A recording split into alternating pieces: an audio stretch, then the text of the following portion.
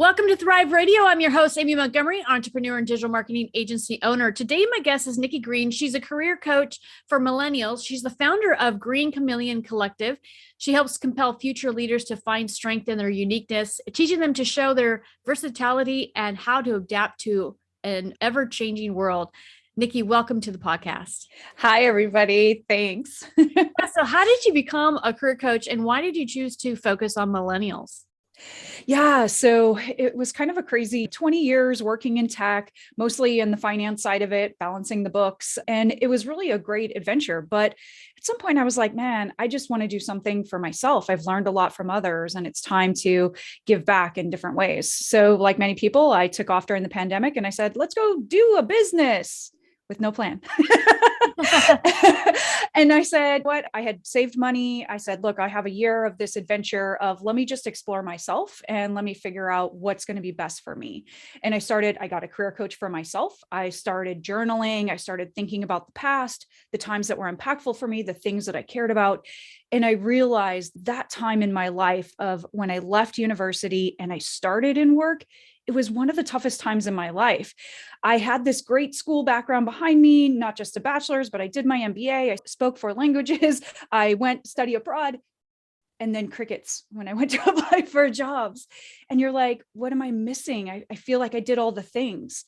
So I love it now that I've pivoted to help those same people. And it's crazy now, Gen Z is leaving university. So now I'm expanding to the next generation of leaders. And it's been really fun. It's just nice. And it's a great energy to work with young people, I think. So in walking through your journey, what are you grateful for? The good times and the bad are both important. Those struggles teach us a lot. They teach us how to find balance. They teach us what's important, what to prioritize, and they teach us when to start pushing back sooner. And the good times teach us that's what I like. I always like to travel, but people are like, oh, that's kind of frivolous and whatever. And you won't like traveling for work. But I actually love traveling for work. And so I did a lot of it. And so I'm so grateful to have those opportunities where, yeah, maybe I was getting on a plane. I was going all the way to Asia. I had to get on a call at 4:00 in the morning and I had really difficult schedules, but I loved that part of the journey. And I met so many great people. I'm still friends with them. When I get to travel again in this world, I'll get to see them again. And I'm super excited for that. Yeah, I love traveling too. What are some of the struggles that students are facing as they start to graduate and they're going into the workforce? Yeah, I mean, it's always a tough time, I think, for most of us is that we've had this, linear effect of, okay, you go to school, you take this class, you pick this degree, and everything's very much laid out for you. And then you go to try to find a job. It's not so clear. And it's not like, oh, this is exactly the job you're going to get. And this is what you'll do on Monday. And this is what you do on Tuesday, et cetera. So that transition would normally be difficult, but it's been especially difficult during the pandemic because they weren't able to network. They weren't able to physically connect and network with other students, make more friends with their teachers and professors and even other faculty staff. That's how you get to know about jobs. Yes, you can go to the job boards, but those things teach you about what career possible options are, how you start in one job and maybe end up somewhere else. All of those parts of the journey are where you learn. Yeah, class is important, but there's so much more about that experience that those kids have unfortunately missed out on. So how are millennials struggling with networking? Yeah, I think it's that we've all been locked at home. And it may seem like the younger generation is very outgoing because they're on TikTok and they're dancing around and they're posting their meals and everything else on Instagram. But networking is different. They feel confident in the things that they've been doing. Like, oh, I know how this dance move works. I know how to put this makeup on. But the job thing starts to create this differential. They are now becoming the small fish in the big pond. And the imposter syndrome starts to sink in there. And they just don't have that big of a network because they didn't meet people. If they weren't sitting at their kitchen table, they didn't see them. So one of the things I'm really working on is creating a network to help bridge that gap for young people, is introduce them to people that work in their field that may have had similar backgrounds, to get them to at least have a conversation to learn about those possibilities and then help them bridge that gap from there. You bring up something really interesting because I think it was probably Gen Z that approached me at the grocery store and asked me how he could possibly build a business, and what could he learn? What class could he take to start a business, be really successful of selling something? And I was like, because it's not like going to college is going to teach you how to work your tail off and go out there and make things happen.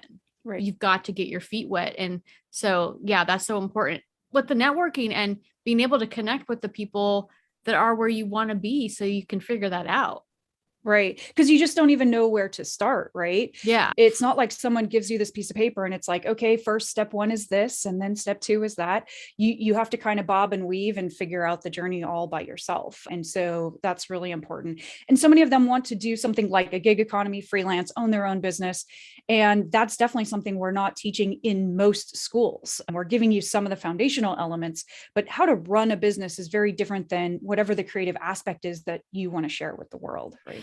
I was really fortunate that not only did I get a degree in finance, but my parents really hammered a lot of financial aspects and they shared them with me. When they bought a house, I understood that it wasn't just their income that went into play. My parents had collectibles. They sold comic books and coins and like all sorts of other assets that we had in order to make the down payment. And they explained a lot of those things. Same thing with when you go into business, that's a bunch of inventory. Now you're taking on expense before you ever have revenue. And so it's one of the things in the next season of my podcast, we're going to talk about financial security and about some of those basic aspects, how to protect yourself, how to start your business foundationally, and so that you get off on the right foot when you're already coming out of school, possibly with a lot of debt and not a lot of income coming in just yet. So yeah, that's great. So we all need to learn how to be our authentic selves. And I think that this is clearly a lifelong journey. And some of us, it takes our whole lives to get there. But how do you help coach millennials in this area? yeah, it was another area where I struggled because I thought, okay, if I just put my head down and I do my work, just like I did in school, you get a good grade, right? That's how work is. I put my head down, I do my work, people recognize it, I get raises, I get promotions. But that's not how it works. Again, networking and socialization is a big part of work, that visibility of the work that you're doing, but also how you're working with other people. And so one of the things I'm really trying to get people out of their shells a bit, including introverts, and I know it's difficult, is we have to start showing up on screen. You have to start being on video. I know it's very easy to be on a Zoom call and just passively sit back, but until you seem like you're actively participating, until you put something in the chat, until you share something verbally, no one's going to know what you think or what you're doing. You'll know about it and you'll be doing fantastic, but that's not going to be enough for you to get out there and do things.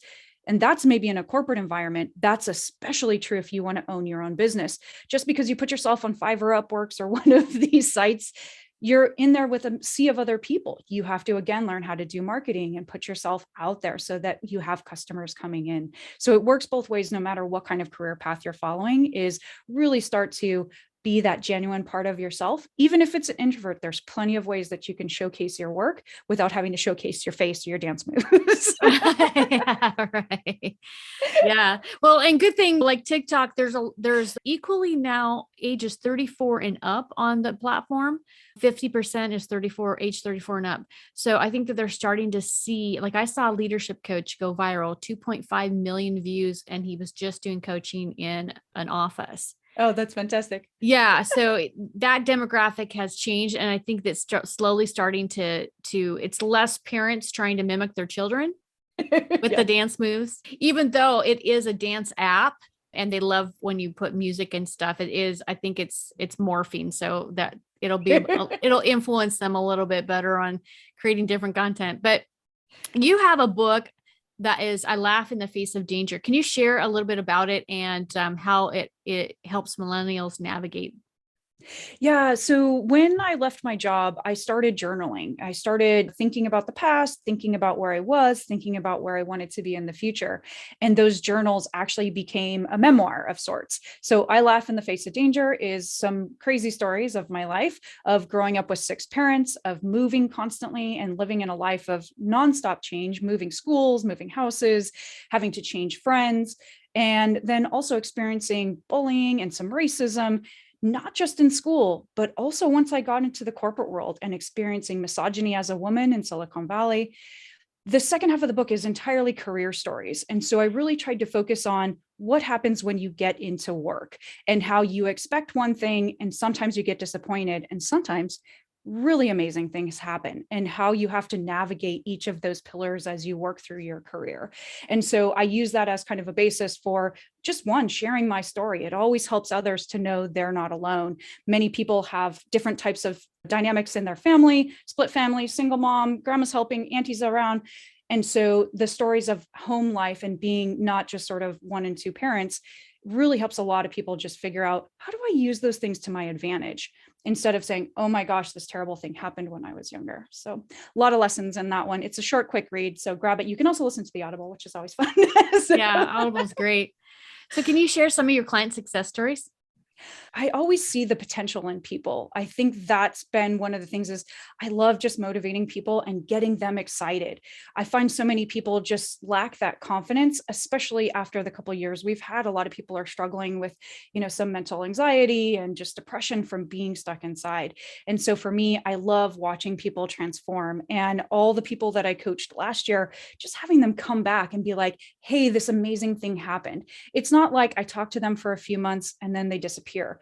Everyone always comes back. They love sharing their stories. They love having me as their cheerleader behind them, seeing them get jobs that they love, seeing them have other life experiences, partners, better relationships with their family. We work through a lot of stuff, because some of the things that are holding us back not just from our jobs, but also from other aspects of life. So I've really enjoyed just learning about other people and being able to celebrate some victories. So many of us are bogged down with all these sad things that have happened over the last few years, and there's been a lot of great wins. So celebrating those victories, I think, are equally important. So what is your syllabus for life? Yeah, this has been something I've been really working on with folks, because as they go into university, you say, okay, here's my degree. And then I pick a class, and here's exactly what's going to happen in this class. It's going to be 12 weeks long. You have an exam here. Here's the book you read. Here's the topic we study each week, and exactly what's going to happen. Life is not like that. Life is very much not like that. And so what I try to do is create a roadmap with people of, what are those exams that you expect to happen in your life that you're going to try to prepare for? Are they buying a house? Are they landing a perfect job? Are they finding a partner of your dreams? All of those different aspects, maybe moving to a new city or taking a vacation someplace new. I want to put all those things into a roadmap with people and start to build towards those dreams. And so that when they happen, whether they're good or bad, right, we always have an expectation. The economy goes up, the inflation goes up, whichever things are happening, that we are starting to be a bit more planful with our life, and not just sort of flying day by day in the tasks that come, because it's very easy to get bogged down in all of those things. So we start creating a syllabus for their life that's custom to them and allows them to grow, adapt, and be planful and thoughtful for where they're going. So if you were able to give yourself one piece of advice when you first started out, what would it be? Definitely, it would have been, be more friendly. It's hard to tell now, but I was really shy when I came out of school. I had a lot of trauma growing up. I had pulled myself deeply into myself, because being myself honestly got me beaten up. And it was very, very difficult. And so all of a sudden, I felt like being myself was a very bad thing. And the only thing I had to rest on was my intelligence. And so it took me a long time to come back out of that shell. And I really wish at a younger age I had gotten back comfortable with being me, because this me has been incredibly successful, has been incredibly happy, and so fortunate to have good things happen. It was when I had that scarcity mindset, when I was afraid of what was going on, I projected that fear all around me, and people didn't really want to get to know me, or they felt they couldn't. And I created a barrier. And so I would definitely tell people, I know it's been tough, but now is exactly the time to start pulling away those layers and really starting to let your real self shine through. Love that. So if there's someone that's listening that would love to work with you, what's the best way to contact you? Oh, my wonderful website at www.thenikkigreen.com, not to be mixed up with any other Nikki Greens that might be out there. Yeah, I'm available for coaching. We're going to be expanding our offerings this year. Exciting things for 2022 online course, along with a brand new book will be coming out. We'll be talking more about the syllabus for life, making it more accessible, not just to graduating students, but also to anyone who's in a transition period in their lives. So Perfect. And I'll put all those links down below. Nikki, thank you so much for coming on and sharing your expertise today. Thank you so much for having me, Amy. And if you're listening, you want more information about this podcast or upcoming shows, you can visit acalltothrive.com. Thank you, everyone, and have a wonderful week.